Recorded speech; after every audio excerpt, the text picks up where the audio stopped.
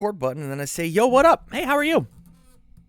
Hi, I'm doing well. That is good to hear. First time on with a deck doc, and we are talking about Tokoyami, the bird.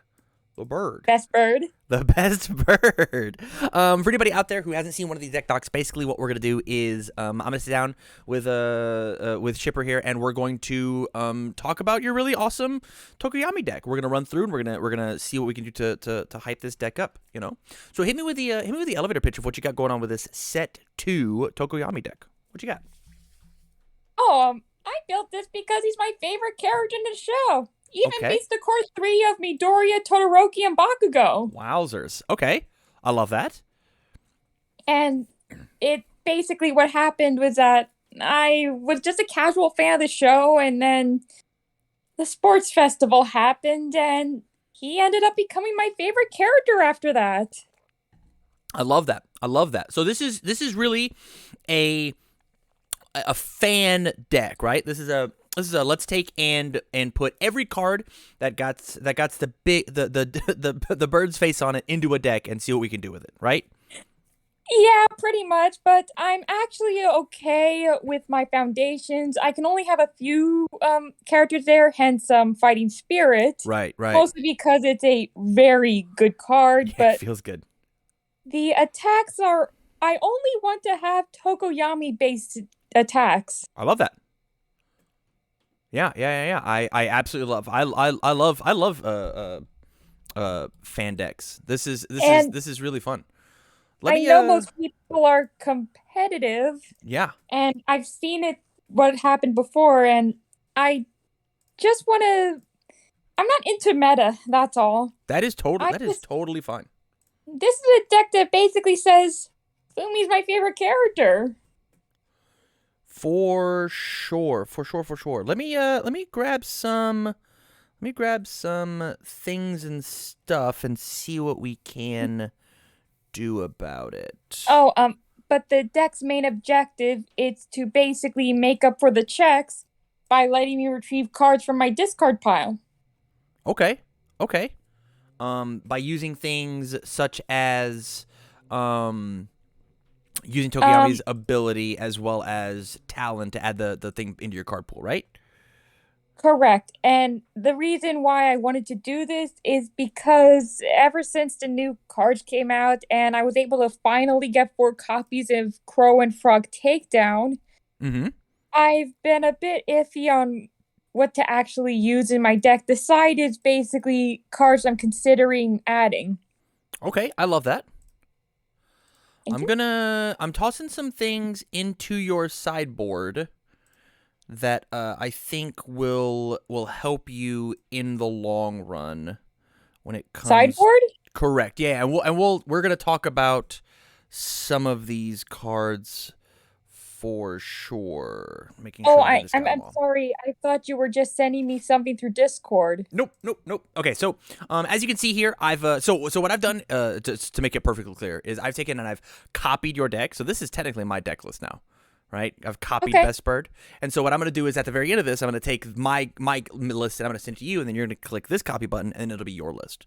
Okay, so I've tossed some stuff into the sideboard that I just want to chat about, and we can talk about it, right? So the number Okay. one flaw that I see about the attack lineup, first and foremost, is that there are 0 high blocks. No high block, no high block, no high block, low block, mid, low. You were What super about the down for side that. attacks?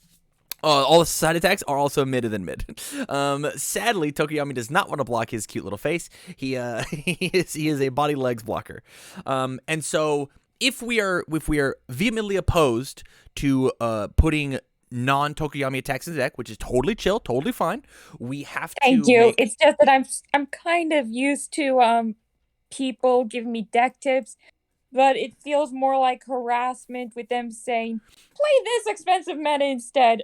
Because sometimes not everyone can afford those really expensive and powerful cards. Yeah, for sure. So I basically try to play with what I can actually afford. I love that. I love that. That is a great, totally fine take. I will say though, because we are playing we are playing the bird, right? And because we Mhm. don't have the greatest of blocks available to us, I actually think that we should double down on trying to kill them a little early. So you are playing a 50 card deck, and I actually want to increase this number. Technically, it's 51 card deck. Okay. I added an extra to make up for the character card I take out later on, at the beginning of the game. So it's 50 mainboarded, right? 1634. Yep, and the Okay. character card is number 51. Perfect. So the way that the game works is your character card does not count towards your starting deck size. Yeah, if you notice Correct. right here, it says 0. That I noticed. Okay, perfect. I think that we should push this number up closer to 18 to 20, personally. Another issue I have is the attack and foundation balance. I think As if well we as, push this up to 18 here and we play the Crow and Frogs mainboarded, because of the fact that they don't count towards progressive, if we get just a little lucky, and the fact that Tokoyami gets to re-ready them, these are technically kind of 4 diffs, right? well, like I said, it was a miracle I was able to find 4 copies of that card under $10 per card. Yeah. But you have them, right? Oh, of course. Okay. Let me just hold on a minute. Don't mind me. I'm just going to FaceTime. Ta-da! We got them. I Nice. have 4 copies. I'm just showing you one of them. Love it. Yeah, I think we should totally play this card. I think this card is super valuable inside of our deck. It not counting towards progressive, it readying a card inside of our stage. It feels really good. I think it's like really good with things like what is, do we have a commit cost? Man, we don't have a commit cost. Rough. We'll see if we can fix that. Dark Shadow Talon. I love this card. I think this card is really important inside of our deck because it gets extra copies of Summon Dark Shadow in. That's amazing. Dark Shadow Slash. Surprisingly, hits really hard. I wish that this card had the high block. That's the one wish that I had on this card. But like all in all, I think this card is very good. Dark Shadow Ruin. Obviously, we have to run it. And then, how do you feel about Cavalry Chariot Advance as a card? I want at least 1 copy in it to reflect the starting point of why I like him so much. And Okay. in fact, I actually ordered from Etsy a custom playmat of that one scene where he tells me Dora he was able to snatch a few extra points. That's amazing. It was the cavalry challenge that won me over to him, and basically I want at least 1 copy of that card. Okay. I want to keep it. So what I actually want to do is I want to drop it down to a 2 of, and I actually want to showcase all of his attacks by playing the Dark Shadow Dive in here as well. I want to run 2 of this and 2 of this because this card is actually exceptionally good on that block. I think this card is really important in order to get into your card pool whenever we are not whenever we're playing as player 2, and I can put this card in my card pool and say that my opponent, it's harder for them to build, right? And as well as, it's a theme deck. We should represent them in all the main board, and we just take the other 2 copies and we toss them in the sideboard for real.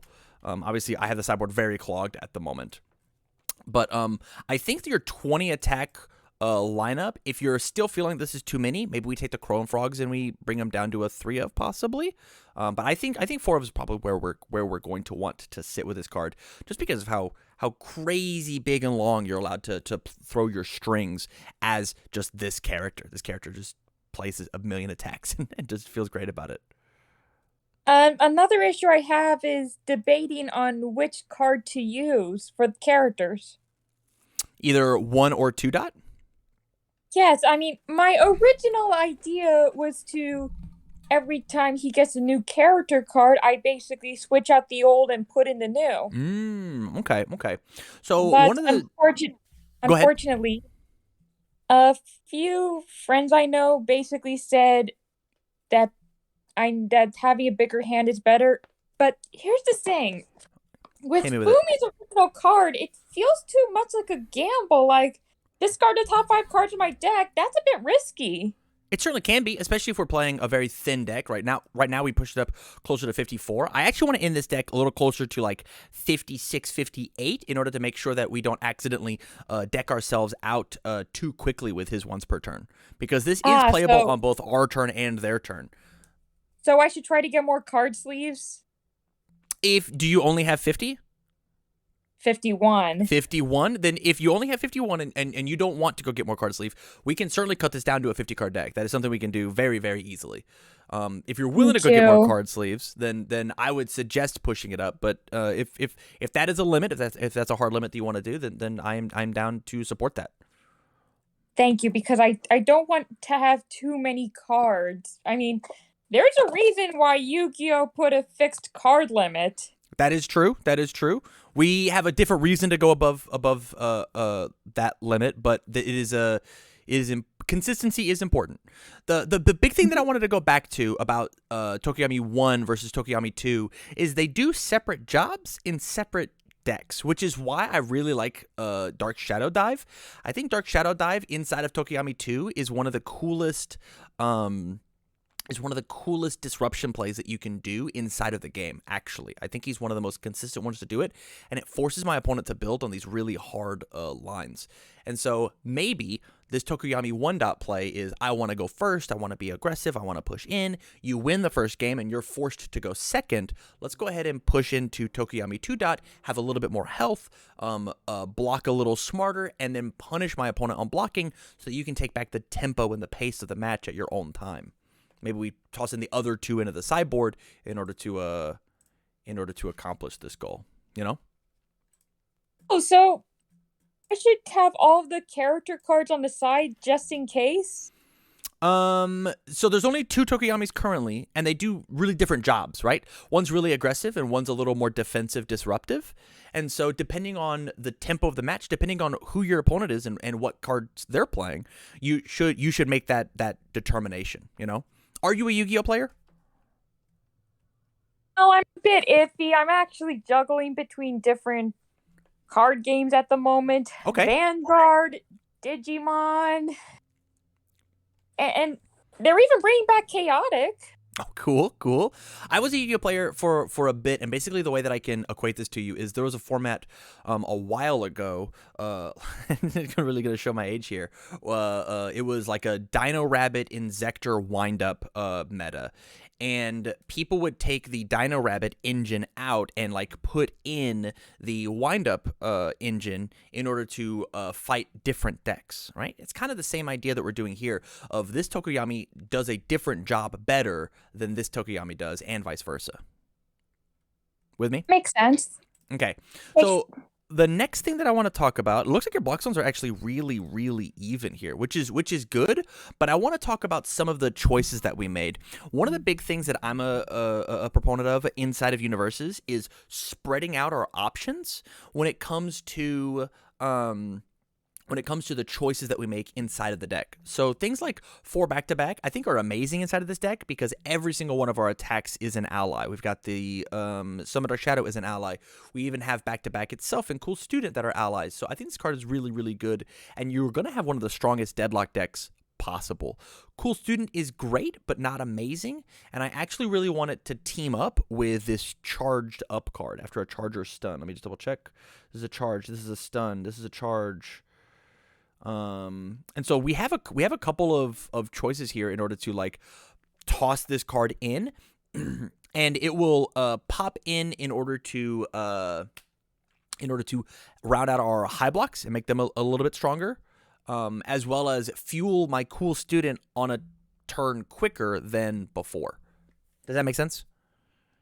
Right now, I'm going on TCG Player. How many copies should I get? Let's figure that out at the very end. It's even if you like this card, right? And all the options that I'm giving you here, these are all commons and uncommons to put in. Obviously, we're not going to put in the plus ultra, but if you do happen to get one from a tournament pack, I really suggest it, and we'll get there. But all of these cards that I've pulled are all commons and uncommons that we can maybe think about, right? Oh, I also have Clever Distraction, but I was a bit unsure of it because not only is it not an ally card, but I was a bit confused and it kind of felt like a gamble. Okay. I think this card's really, really good with saving your resources on a really, really fast move, right? Like imagine fighting your own Dark Shadow Ruin versus Clever Distraction. Not only do we get the minus speed on it, but it also now is a face down card that gets committed really easily off of off the Ruin itself. Does that make sense? Oh, it totally does. Yeah. And so I love this card. I love this card. Not to mention it's a spam card, right? Like it is a 1/5, which means I get to play out a ton of cards early, which means that like this aggressive game plan is going to work out really, really well.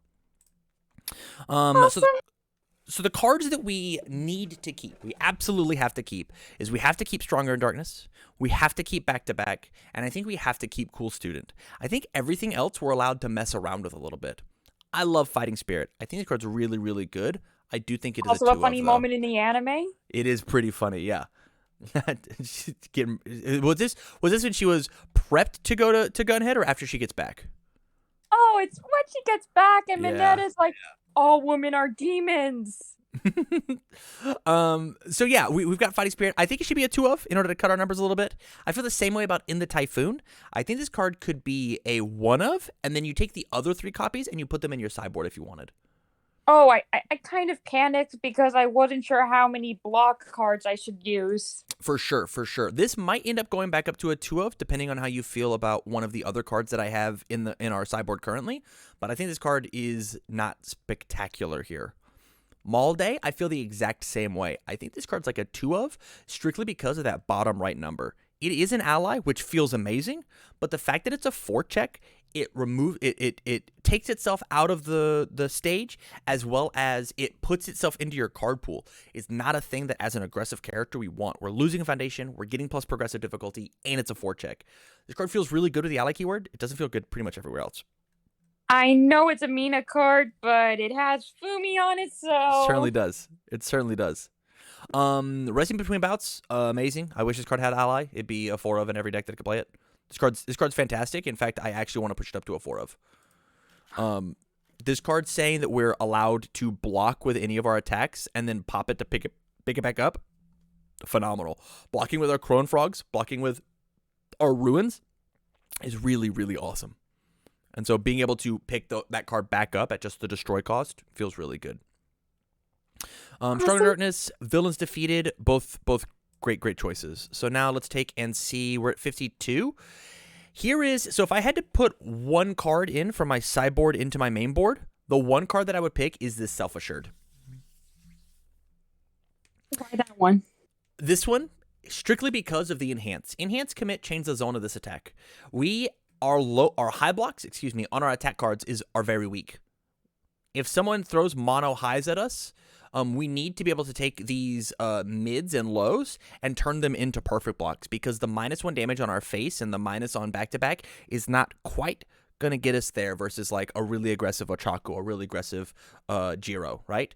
And so having this Self-Assured at a 1, maybe a 2 of, is really, really good, as well as, you ready?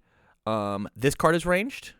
This card is ranged. This card is ranged. This card is ranged. The other ability of destroy, draw a card for every 4 in my discard pile might be the thing that lets you snag an extra Ruin or snag an extra Summon Dark Shadow to keep playing out your chain. This card has so much value inside of Tokoyami that I really want this card to be at a 1, if not 2 of, inside of the list, just because it's really good on defense and it's really good on offense. It is a better 2/4 than Mall Day is. Then why is it labeled unique? Unique says that you're only allowed to have one of it inside of your stage at a time. One of the named cards, Self-Assured. Oh. Yeah. So I wasn't sure because in Chaotic there's a similar keyword for some of the cards. Mm-hmm. And it's you can only have one copy in a deck. Yeah, we don't do that here. The way that we limit the power of the cards that way is we put the unique keyword on them so that you can only have one in the deck. And here's like the fun bonus. If somehow you do end up with 2 face-up copies in your stage, you get to pick which one you want. So if you have one committed and already used and spent, you can choose to put that one in the discard pile as opposed to the other one, right? Yeah. So if you play one and you use its ability to commit and you somehow get the second one in, you're allowed to choose which one. As well as, this is a really strong commit ability that we get to use on Crow and Frog Takedown. Making this thing a low attack is incredibly strong. It's very, very strong. And so being able to have Self-Assured in our stage, play Crow and Frog, check our 5 because we're gamers. We commit the Self-Assured, change it to a low, then use Crow and Frog's extra ability, ready 1 card in your stage. We just ready the Self-Assured, and we're down for it. Wow. Yeah. Just wow. Yeah. A lot of cool moves. You can do that same thing with readying Tokoyami whenever you're done with a kill string, right? Because you want to use that enhance on your opponent's turn to discard another top 5 and then pick up another Summon Dark Shadow, play the Summon Dark Shadow to make sure a block's really easy. We've now committed our face again. So like this card is, I mean, you paid the cash for this card. You should definitely run this one. This one's really, really good, especially in your theme deck. It's really, really good. Thank you. Yeah. Okay, so we are at 54 cards. We got to get 4 cards out of here. And I think where it's going to be is I think it's going to be 2 attacks and 2 foundations. Again, as long as there's at least 1 copy of Cavalry Chariot Advanced, I don't mind. Yeah, I think where it's going to be is it's going to be one of these slashes, and it might be the dive. Because I like Cavalry Advance a lot. Your next attack gets 2 damage, period. If this attack is blocked, your next check to play an attack is +1, period. It like this is a very good card, and sometimes it is there it just being like a 7 damage move. It's just like, it's great. I think this card's really, really good. Maybe it could be 3 foundations. Could we go down to 27? 27. All right, let's take the Self-Assured. Let's bring it down to a 1 of. Actually, hold up, pause. Let's bring Clever down to a 2 of, and then we might bring. Wait, you said I didn't really need Malday, right? Yeah, I don't love Malday. It feels very cool, but we're playing enough attacks that like it's there. Is this a card you want to cut? Because if we cut both these, then we're good. We're at 50 again. Again, Cavalry Chariots Advanced is a must keep. Everything That else? was just a little throw in because I wasn't really sure on what to use, and I was just confused. Oh, you're good. So I think that this is our list. We've got 50 cards. Our highs and our lows are matching, and we've got some zone coverage with the Self-Assured to make sure that we cover ourselves a little bit, put in a little more spam to got a couple 4 checks. This looks really, really good. I like this. I like this list a lot. This is really, really fun. I'm going to leave these other cards inside the sideboard because I think if you do decide that you want to take the deck, I'm not telling you to. If you want to have fun with the fan deck, please do. But if you want to go to a competitive event and to maybe do a little bit better, win a couple more extra rounds, then maybe these are some of the cards that you could look into. Is that fair? Thank you so much. Yeah, you're very, very welcome. Let me before you leave the call, let me shoot you this list over. And is there anything in this list that you vehemently disagree with, that you absolutely hate? I can't believe you've done this to my really awesome deck. Anything? No. I don't mind. You actually went with my own personal preferences because, like I said earlier, a lot of people who try to give me deck feedback basically ignore it. Oh, for sure. And yeah, that this is not what this is about. This is, I want to take your cool idea and see what I can do to help polish this rock, this already shiny rock, and make it even shinier, you know? Thank you so much. You are very welcome, and I should say thank you for the support over on Patreon. I greatly appreciate it. Let me ship you this list over, and you have a good rest of your day, okay? Okay. All right, we'll see ya.